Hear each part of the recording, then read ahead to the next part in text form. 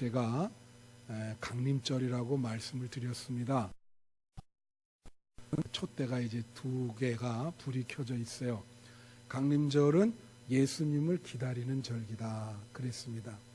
예수님을 기다린다고 하는 것은 왜 기다리냐면 예수님이 오셔서 우리 마음에 들어오실 수 있도록 마음의 준비를 하는 거예요. 그래서 여러분이 예수님 맞을 마음의 준비를 하는 절기가 강림절이다. 그렇게 보면 되겠습니다.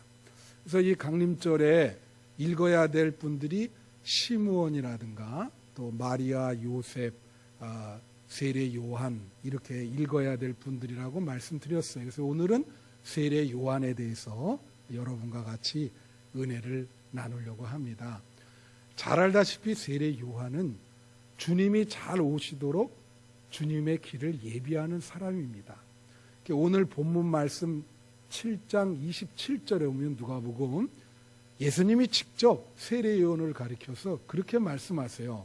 세례 요한은 내가 이 땅에 잘 오도록 길을 내는 사람이다. 예수님이 직접 이렇게 언급을 합니다. 여러분, 어떤 사람이 잘 오도록, 어떤 분이 잘 오도록 길을 내는 사람은 어떻게 해야 될까요? 예를 들면 주인공이 오는데 주인공이 잘 올 수 있도록 길을 내줘요. 쉽게 말하면 제일 필요한 덕목이 뭔지 아세요, 여러분? 제일 필요한 덕목은 자기 자신을 제한시키는 거예요. 자기 자신을 제한시킨다는 게 뭘까? 주인공이 잘 드러나게끔 자기는 이름도 없이 빛도 없이 그냥 뒤에서 배경 역할만 해주는 겁니다. 근데 그게 참 어렵죠. 여러분, 제일 미성숙한 사람이 결혼식에 초대를 받았는데 신랑 신부의 들러리와 친구가 됐거든요. 그날 결혼식에서는 신랑 신부가 아주 예쁘고 듬직하게 드러나야 돼. 예? 근데 신부 친구들이 내가 오늘 신부보다 더 예쁘게 보여야 된다 그러고 막 화장도 진하게 하고 옷도 화려하게 입고 하면 참 철이 없는 사람이죠. 예? 그날 주인공이 자기가 아닌데 왜 자기가 사람들한테 스포트라이트를 받으려고 그렇게 하냐 말이지. 예. 근데 이 직분이 세상에서 사람이 감당하기가 제일 어려운 직분이에요. 예수님에게 뭐라 그랬냐면 세례 요한이 그는 흥해야 되고 나는 쇠해야 된다. 나는 쇠한다는 게 뭐예요? 나는 조용히 무대 뒤로 사라져야 된다는 거예요. 그러니까 자기가 능력도 있고 인기도 많지만은 그거를 제한시켜야 돼. 그걸 드러내서는 안 돼. 주인공이 잘 드러내도록 예? 자기는 사라지는 그런 직분이야. 그런 역할이야. 예? 그래서 예수님이 지금 나실 때 주님의 길을 예비한다고 하는 것은 세례 요한의 이러한 역할을 여러분 마음에 새겨야 되는 거예요.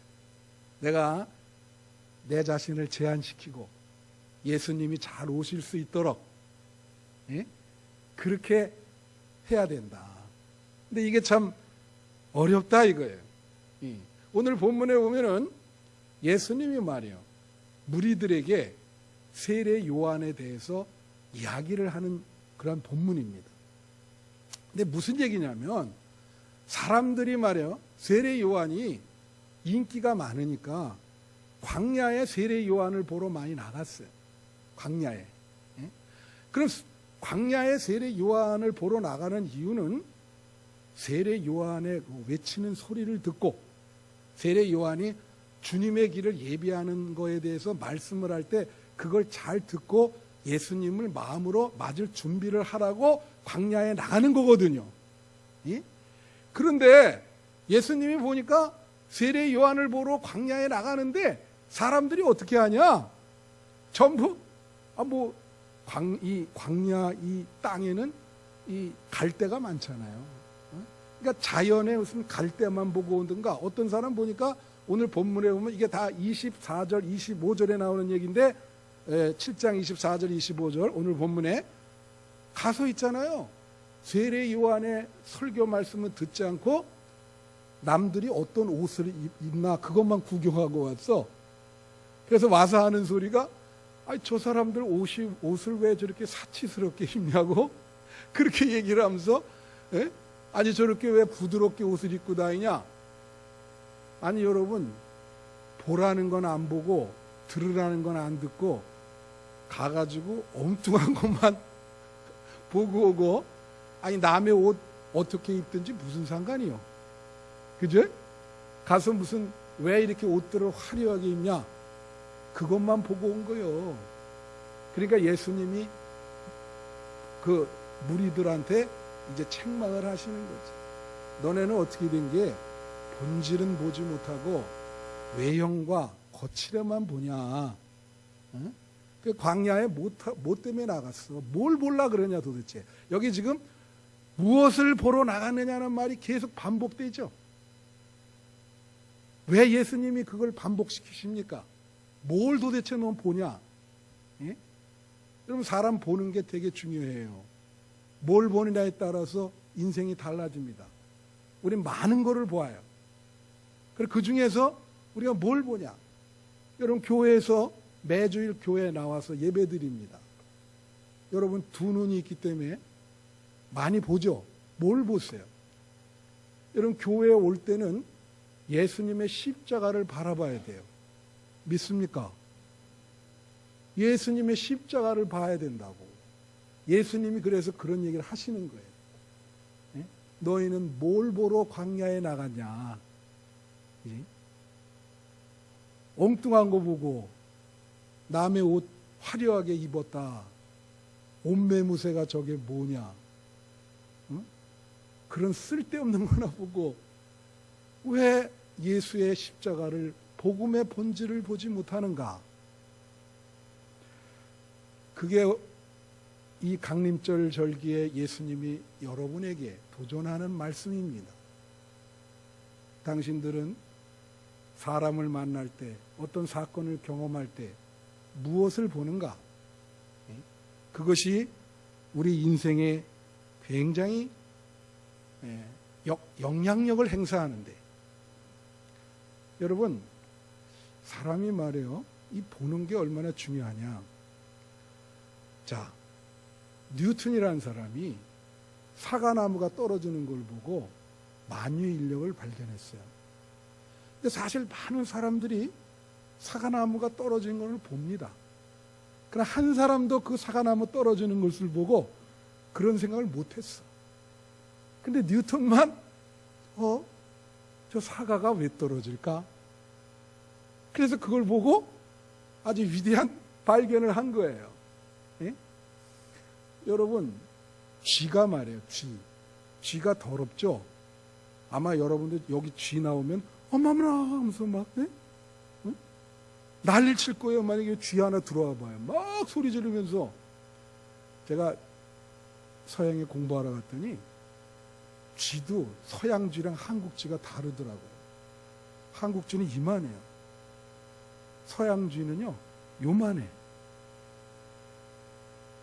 이 한국 쥐처럼 이만한 쥐가 없어요. 제가 유학할 때 우리 집에 쥐들이 많이 들어왔었거든요. 근데 요만한 쥐인데 그게 뭐냐면 이 월트 디즈니라는 사람이 있어요. 그 만화 영화 만드는 유명한 사람이죠. 네, 감사합니다. 이 월트 디즈니가 창고에서 작업을 하는데 어느 날 요만한 쥐들이 막 수십 마리가 거기를 돌아다니는 거예요. 그래서 사람들은 보면은 그 쥐 보면 놀래가지고 막 도망가잖아요. 근데 이 사람은 그 쥐를 보면서 쥐를 아름답게 봤어요. 야, 쥐가 참 아름답다. 그래서 그 쥐들을 보면서 내가 이 쥐를 사용을 해서 어떤 캐릭터를 만들어야 되겠다. 요새 여러분 펭수라고 하는 게 유행하는 거 알죠? 펭수 캐릭터. 그런 캐릭터처럼 쥐를 보고 내가 캐릭터를 만들어야 되겠다 그래서 미키마우스를 만든 거예요. 그래가지고 그게 대박이 났어. 똑같은 쥐를 보고 이 사람은 아름답게 보고 어떤 사람은 더럽다 그래서 옆에 오지도 못하게 많이 왔다 그러면 난리치죠. 바로 그런 겁니다. 여러분 12정탐꾼이 2명은 거기 가나안 땅에 들어가서 정탐하러 가서 뭘 봤습니까? 가능성을 본 거예요. 10명은 뭘 봤어요? 이거는 절망이다. 우리 다 죽는다. 근데 하나님이 어떻게 했습니까? 그 가능성을 본 2명은 가나안 땅에 들여보냈고, 다 죽는다고 하는 그 부정적 보고를 내린 그 10명은 가나안 땅에 가지도 못하고 죽었어요. 현장에서 죽었어요. 제가 재미나는 얘기 하나 할게요. 이번에 태풍이 많이 불었잖아요. 여러분, 한국도 많이 불고 일본도 많이 불었어요, 태풍이. 올해 태풍 분 게 역사상 제일 많이 불었답니다, 우리나라로. 굉장히 많이 부른 거죠. 근데 일본의 이 아모리현에서 제일 많이 나는 게 사과입니다. 여러분, 아모리 사과라고 하는 거 한번 들어보셨을 거예요. 태풍이 불면 사과나무에 사과가 떨어지겠죠, 당연히. 제일 과수원하는 우리 권사님네도 과수원하지만은 제일 어려운 게 바람 부는 거야. 바람 부면 다 떨어져. 그냥 1년 동안 과수원 농사 지은 게 망하는 거예요. 근데 이 아모리현으로 많이 불어가지고 사과에서 사과나무가 다 떨어진 거예요. 사과가 다 떨어진 거예요. 10개 정도 붙어 있으면 9개는 떨어졌어. 하나 이렇게 딱 남고. 야, 그래서 이제 완전히 그 가수원 주인이 낭망을 한 거예요. 어느 날 이렇게 참 한숨을 쉬면서 이제는 망했다. 올해는 완전히 이제는 뭐 더 이상 회생의 길이 있겠는가. 그 자기 부인이 이렇게 앉아 있는데 가만한데 그걸 보니까 어떤 그 다르게 볼 수 있는 그런 관점이 생각이 딱 떠오르는 거야. 옆에 부인이 그래요. 뭐라냐면 여보, 우리 저기다가 저 테이프를 하나 붙입시다. 이름을 뭐라고 붙이냐면 태풍에도 떨어지지 않은 사과. 야, 대단하잖아요. 태풍에 떨어지지 않는 사과. 딱 그래서 그걸 렛대를 딱 붙었어. 근데 일본도 마찬가지지만 입시철이에요. 그 옛날 방식대로 아직도 일본은 입시를 치는데 시험을 뭐 어마어마한 학생들이 친다고. 그래가지고 그 입시생들이 뭐 거기는 미신을 많이 믿으니까 더하죠. 뭐 부족도 사고 뭐도 사고 뭐 난리가 나는데 태풍에 떨어지지 않은 사과 그거를 출시를 한 거예요. 그래가지고 보통 사과의 5배 이상의 값을 받았어. 불티나게 팔린 거야. 완전히 대박이 났어요. 그래서 사과 그냥 태풍 안 불고 보통 때 파는 것보다 몇 배 더 이익을 남긴 거예요. 사람이 생각 하나 바라보는 거 그 차이 하나로 그렇게 되더라 이겁니다. 놀래지도 않으시네. 참. 그 사람의 이 생각이라는 게 얼마나 중요해. 여러분 만약에 그런 아이디어가 있으면 인생 성공합니다. 사람들에게 그런 긍정적인 사람은 그런 틈새가 보이는 거예요. 딱 보인다고, 이게 보인다고.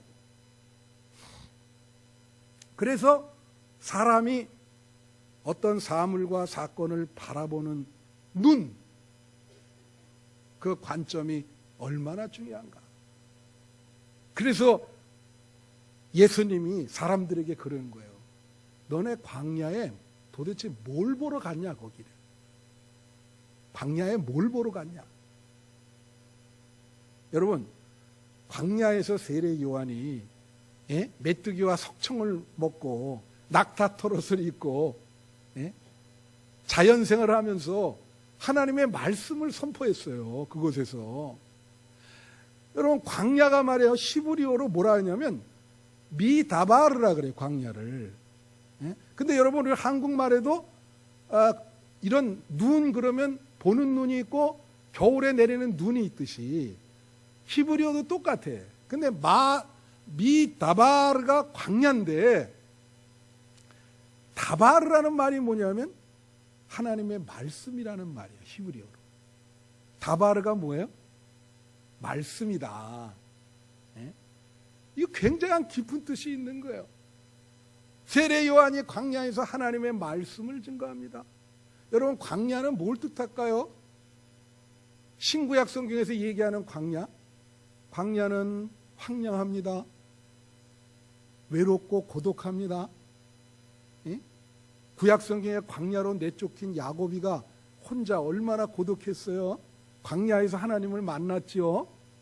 그죠? 그래서 영적으로 광야는 뭘 말하냐면, 우리가 인생을 살아갈 때 좋은 때도 있지만 어려운 때가 있어요. 우리가 어려운 위기를 만날 때 성경은 그거를 광야라 그럽니다.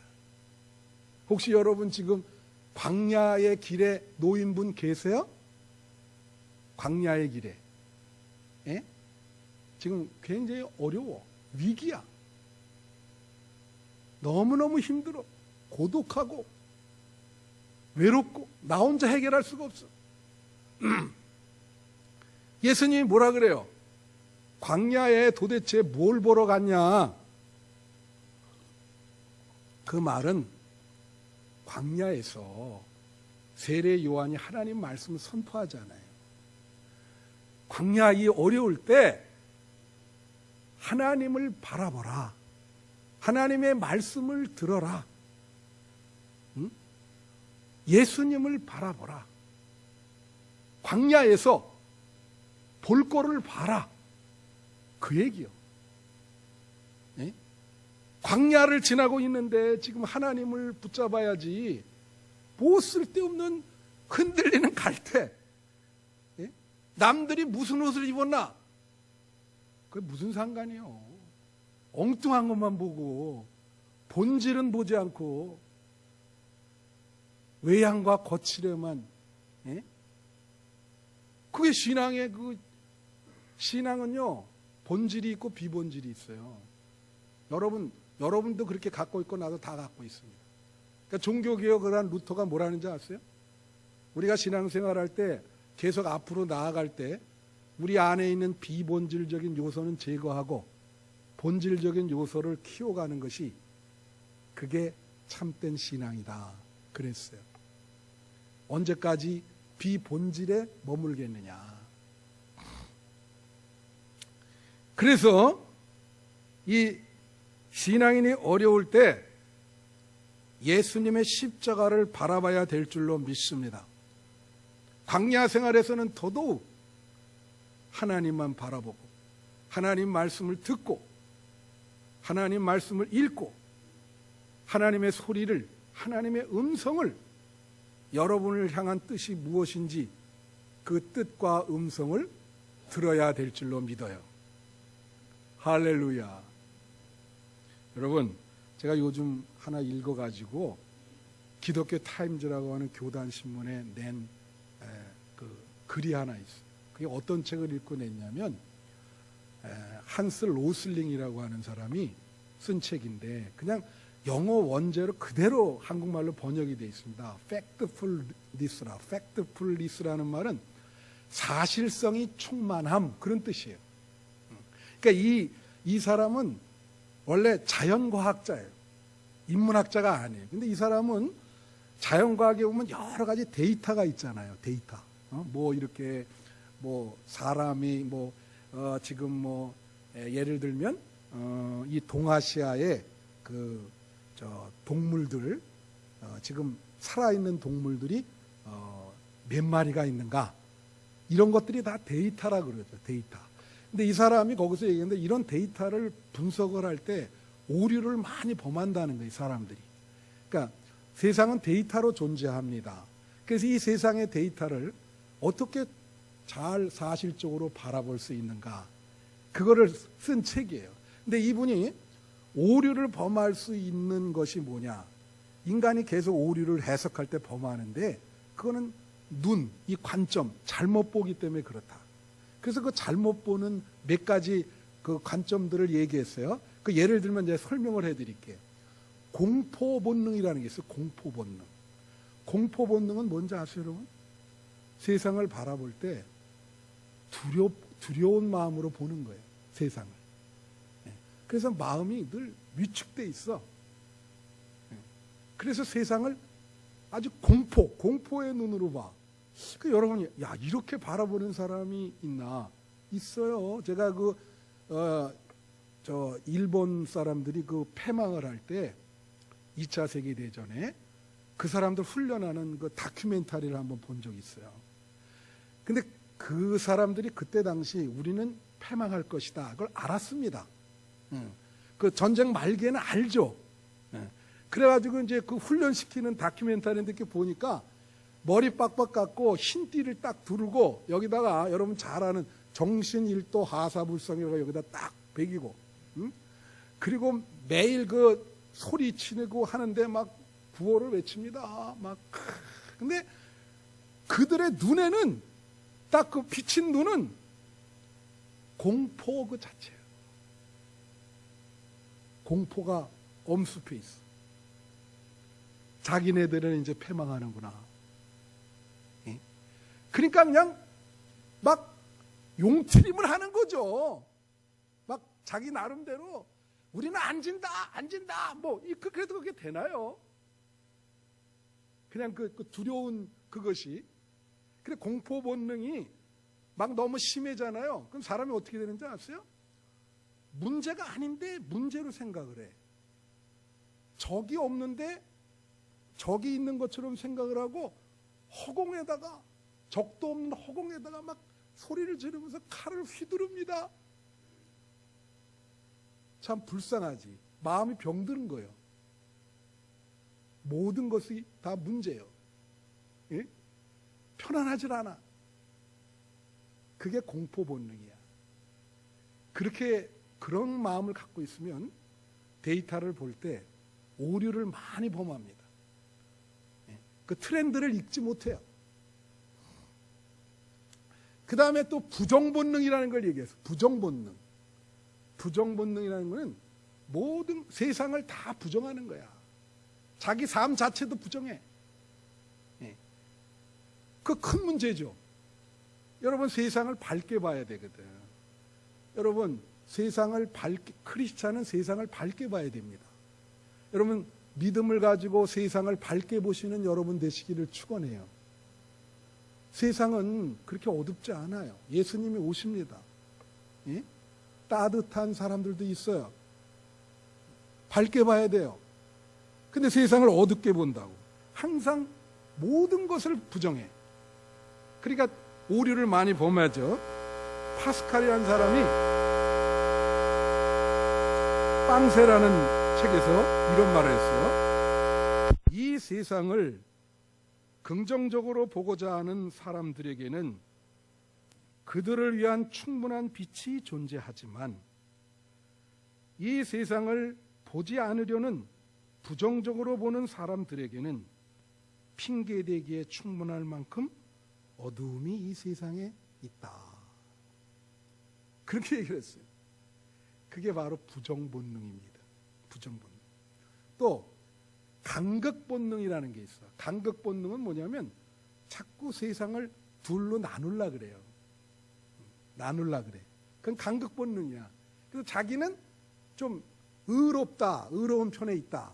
그래서 자꾸 의인과 악인으로 나눠요. 이게 나눈다고. 그래서 그것도 데이터를 오류를 범할 수 있어요. 마지막에 얘기한 게 뭐냐면 단일 관점 본능이라는 거예요.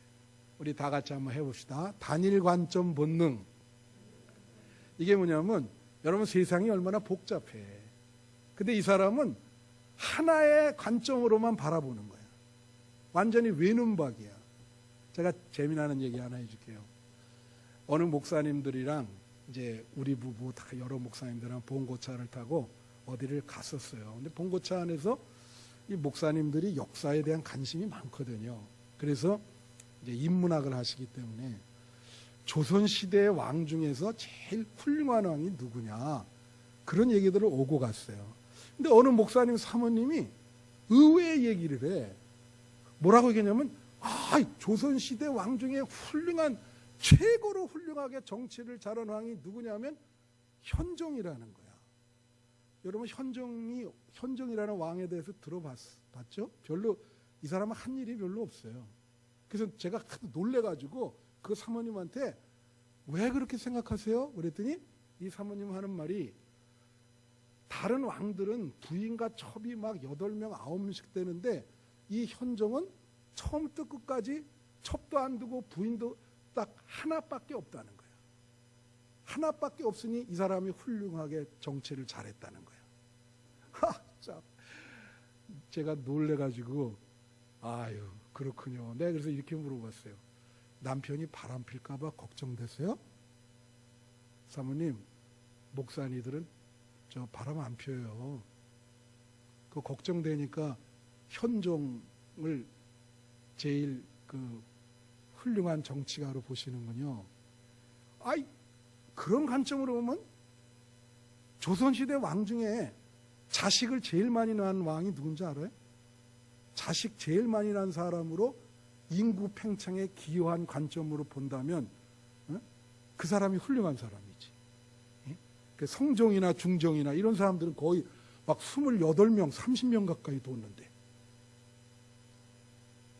여러분, 세상은 그렇게 간단하지 않아요. 우물안 개구리로 보면 안 돼요. 세상은 여러분이 생각한 것 이상으로 복잡합니다. 엄청나게 얽혀 있어요. 흑백 논리로만 봐서도 안 돼요. 그래서 어떻게 잘 볼 수 있는가? 예수님이 묻는 거예요. 뭘 보려고 광야에 갔냐? 3번씩이나 물었어. 뭘 보려고 너네 거기 나갔냐? 무엇을 보려고? 자, 말씀을 맺어요. 광야 생활에서 세례 요한이 뭘 선포했습니까? 세례 요한이 광야에서 말씀을 선포하고 외쳤는데 그 외침의 내용이 뭐예요? 외침의 내용이 이겁니다. 누가복음에 다른 복음서에도 잘 나와 있어요. 무슨 얘기했습니까? 회개하라. 천국이 가까이 왔다. 예수님이 오신다. 회개하라. 회개가 뭡니까? 방향을 바꾸는 거예요.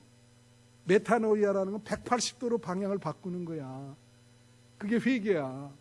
방향을 어떻게 바꿔요? 우리는 사실 예수님을 맞이하기에 우리 마음이 너무 복잡합니다.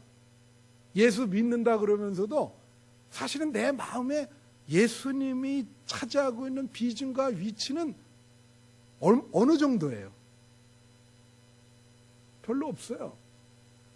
예수님을 맞이하려면 여러분 마음 안에 있는 그 지저분한 거, 복잡한 거 다 비워내야 돼. 그게 회개예요. 그게 회개라고. 그걸 다 집어내서 여러분 마음이 텅 비워야 돼.